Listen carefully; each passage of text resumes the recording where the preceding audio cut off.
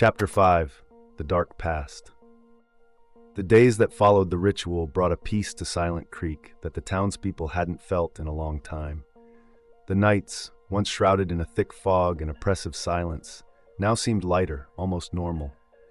There were no more reports of disappearances or apparitions, and people began to resume their routines, relieved of a weight they barely knew they were carrying.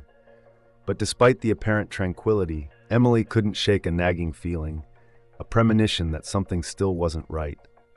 The Spectral Bride had been freed, but what did that really mean? Her death had been unjust, and her spirit, trapped for so long, carried a burden of suffering and hatred that couldn't simply disappear overnight. Emily knew that to fully understand what had happened, she needed to learn more about Evelyn's story and what had transpired in Silent Creek all those years ago. The morning after the ritual, Emily found Robert at the police station. He was reviewing some old files, but when he saw her, he closed the folder he was working on and gave her an encouraging smile. "Emily, how are you?" he asked, studying her with concern. "I'm okay, I think. But I can't stop thinking about Evelyn. I can't help but wonder what really happened to her. I mean, we know Henry killed her, but what about before that? How did she end up in that situation?" Emily spoke, her voice filled with doubt. Robert nodded, understanding what she was feeling. "I've been thinking about that too. The ritual may have freed her spirit, but we don't know if it truly brought her peace. And there's something that's been bothering me, something we still haven't figured out." Emily tilted her head, curious. "What do you mean?" "Well, while I was reviewing these files, I found some things about Henry's family. It seems they were more influential than we thought. His family owned a lot of land in Silent Creek, and there are hints that Henry wasn't the first to commit terrible acts. There's a history of violence that goes back generations." Emily felt a shiver run down her spine. "Do you think the evil that affected Evelyn could have come from something older? Something that was rooted in Henry's family?" "It's possible," Robert replied, his expression growing darker. "His family seems to have a history of betrayal, violence, and even occult practices. Maybe Evelyn was just a victim of something much bigger and older." Emily took a deep breath, trying to process the idea. If what Robert was saying was true, it would mean that Silent Creek was rooted in a history of darkness that went beyond what they had imagined. And what did that mean for the future of the town? "I need to know more," Emily said, determined. "If there's something deeper in this story, we need to find out."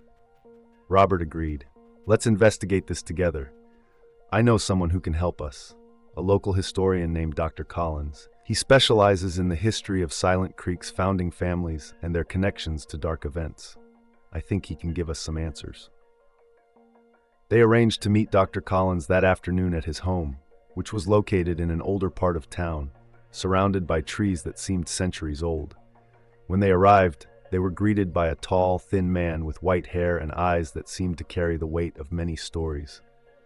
"Ah, Robert," Dr. Collins greeted him, extending a hand.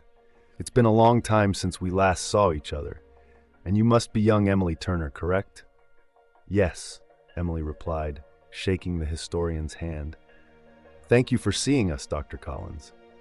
"Please, call me Arthur," he said, leading them into a living room filled with old books and curious artifacts. "So you're here to talk about the recent events in town, I assume." Robert and Emily explained what they had discovered so far, including the ritual they had performed to free Evelyn's spirit. Arthur listened in silence, his eyes gleaming with academic interest and a curiosity that bordered on the morbid. "It's a fascinating story," Arthur said finally, as he leaned back in his chair. "Henry's family, the Whitmores, always had a significant presence in Silent Creek. They were known for being extremely influential, but also for their cruelty. However, Henry was the worst of them all." "Are you saying Henry was more than just an ordinary murderer?" Emily asked, feeling her stomach churn at the idea. Arthur nodded. "Yes, exactly. There are indications that Henry was involved in occult practices, ancient rituals that involve sacrifices. He believed that by sacrificing someone he loved, he could attain power and immortality. Of course, these rituals never succeeded, but Evelyn's death was a reflection of that madness." Emily felt a knot form in her throat. "So, Evelyn wasn't just a victim of betrayal. She was sacrificed?"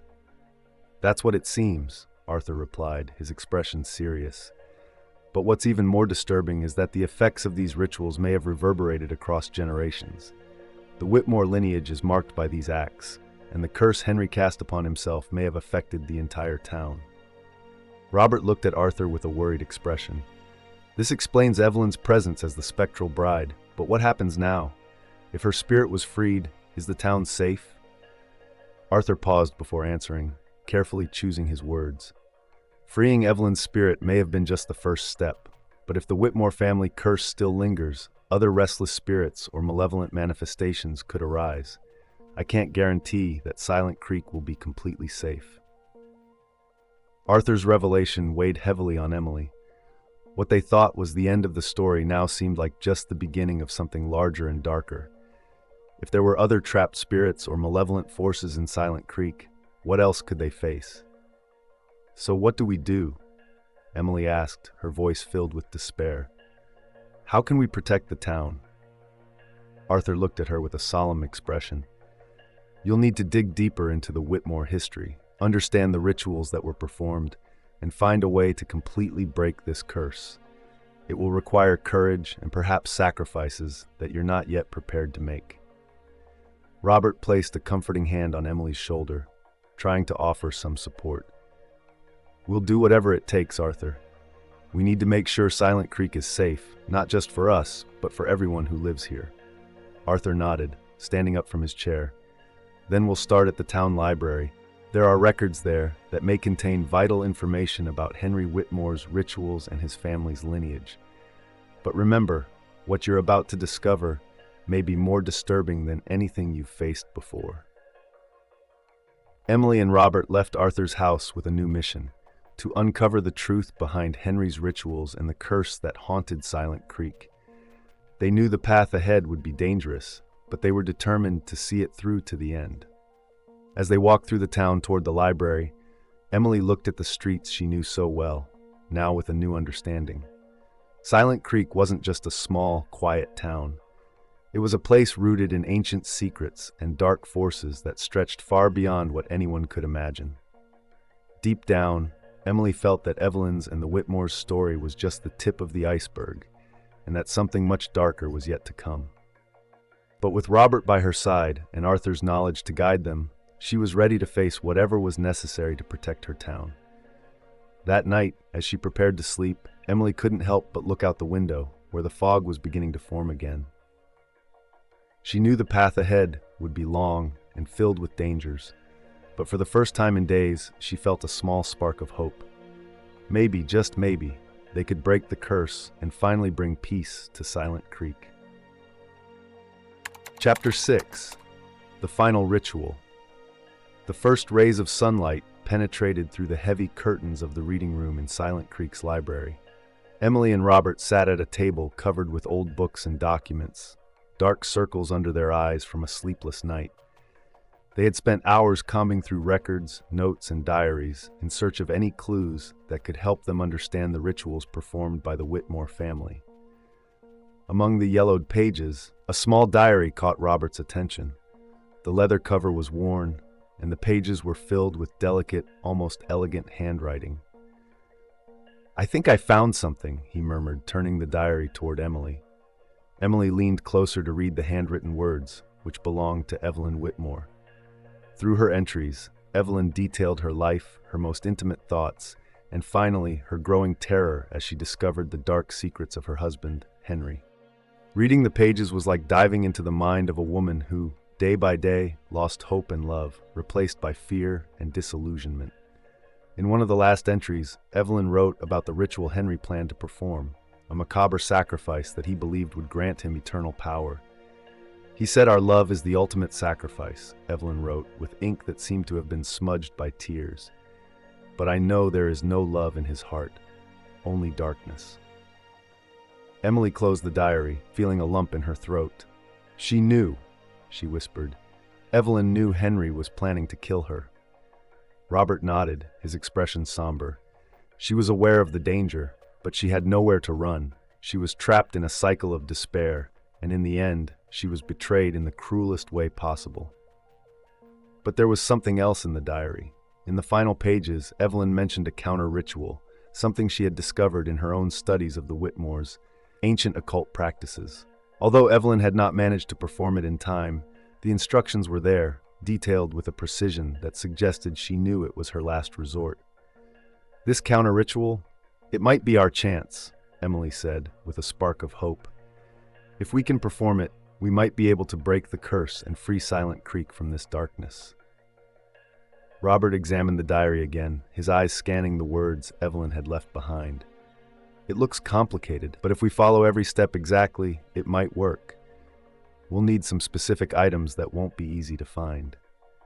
Among the items listed were an old mirror used in protection rituals, black candles symbolizing the absorption of negative energy, and most importantly, something personal of Henry's that would represent the link to the dark spirit he had summoned. We'll need time to find all of this, Robert said, thoughtfully. And if Henry really managed to summon some kind of malevolent entity, it won't be easy to fight it. Emily felt the weight of Robert's words, but she was determined to move forward. We have to try, Robert. If we don't, more people could die. And Evelyn's spirit, it won't rest until this curse is broken. With the diary in hand and a new purpose, they left the library and began preparing for the counter-ritual. The items were not easy to find, but with Arthur's help, the historian, they located the old mirror at an antique shop on the outskirts of town. The candles were purchased from an occult practitioner who lived in isolation in the mountains. And finally, Arthur suggested that the personal item of Henry's might be found in the old Whitmore mansion, which had been abandoned for decades. The Whitmore mansion was a monument to decay. The walls, once imposing, were covered in ivy and moss, and the broken windows allowed the wind to howl through the empty halls. Emily and Robert entered cautiously, their hearts pounding as they explored the place that had been the site of so much horror. In one of the rooms, they found what they were looking for, a carved wooden cane with the initial H engraved on the top. It was a symbol of authority, but also of arrogance, which seemed fitting for Henry. With the final item in hand, they were ready to perform the counter-ritual. Now we just need to choose the location, Robert said, examining the map of Silent Creek. The abandoned restroom is where Evelyn was killed, but I feel like we need a more central place, where the curse has more influence. Emily thought for a moment, remembering the old stories about the founding of Silent Creek. What if we perform the ritual in the town cemetery? It's the oldest place, and many of the first families, including the Whitmores, are buried there. Maybe the curse's power is weaker where there is so much history. Robert agreed. It's worth a try.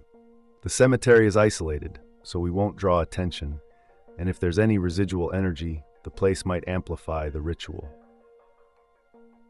With everything decided, they prepared for the night that would be crucial for the future of Silent Creek. The cemetery was a somber place, especially at night. The old tombstones were covered in moss, and the fog rising from the ground seemed like an extension of the spirit world itself. The wind whispered through the trees, and Emily couldn't shake the feeling that she was being watched, as if the spirits who rested there were waiting to see what would happen. They set up the makeshift altar in the center of the cemetery, using a particularly large tombstone as a stand for the mirror and candles. Henry's cane was placed in front of the mirror, reflecting the object in its dark, mysterious surface. Arthur had taught them the necessary chants, and Emily and Robert began to recite the ancient words, their voices echoing in the oppressive silence of the cemetery. As the chants progressed, the wind began to blow more fiercely, and the shadows around them seemed to close in, as if drawn to the energy they were releasing. The air grew heavy, almost suffocating, and Emily felt a deep chill, as if something dark was approaching. Suddenly, the candles began to flicker violently, and the mirror reflected an image that made Emily's blood run cold. In the reflection, instead of just seeing Henry's cane, she saw a hooded figure, distorted in appearance, watching them with lifeless eyes. The figure moved slowly, as if emerging from the mirror into the real world. Emily knew they were about to face something far more dangerous than Evelyn's spirit. "What is that?" Robert murmured, fear evident in his voice. "It's the spirit Henry summoned," Emily replied, trying to stay calm. "We brought it into this world, but we can send it back." The figure in the mirror began to approach, and the words Emily and Robert were chanting started to feel insufficient. It was as if the spirit's presence was draining the energy around them, making each word harder to pronounce. But Emily knew they couldn't stop. If they did, Henry's spirit and the curse he had brought with him would become permanent. Then, in a desperate move, Emily grabbed Henry's cane and raised it above her head, invoking the final part of the ritual. The spirit in the mirror seemed to recoil, as if it felt the strength of Emily's will. But then, in a quick and unexpected motion, the figure lunged out of the mirror, advancing directly on Emily. Robert acted fast, pushing Emily out of the way and throwing the cane directly at the mirror. The impact was immediate and devastating. The mirror shattered into 1,000 pieces, and a sharp, desperate scream echoed through the cemetery as the figure vanished into thin air, as if it had never existed. Emily collapsed to her knees, panting, feeling the weight of fear and relief simultaneously. Robert, equally exhausted, extended a hand to help her up. The cemetery was silent once again, and the oppressive feeling had disappeared. "Did we do it?" Emily asked, her voice trembling. "I think so," Robert replied, looking at the fragments of the mirror scattered on the ground. The spirit was destroyed, and with it, Henry's curse. As they left the cemetery, Emily felt a strange mix of sadness and relief. She knew they had won a great battle, but the emotional cost was immense. Evelyn was finally at peace, and the town of Silent Creek could begin to heal, but the scars of that day would never completely disappear. However, there was an underlying feeling that this wasn't the end. Perhaps the town had rid itself of one curse, but who could say there weren't other shadows lurking, waiting to be revealed?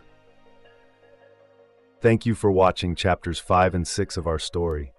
If you're eager to find out what happens next, don't forget to click here to watch chapters 7 and 8.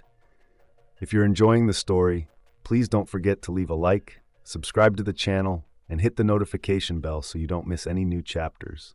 Your support means a lot to us. See you next time, and stay tuned for the upcoming chapters.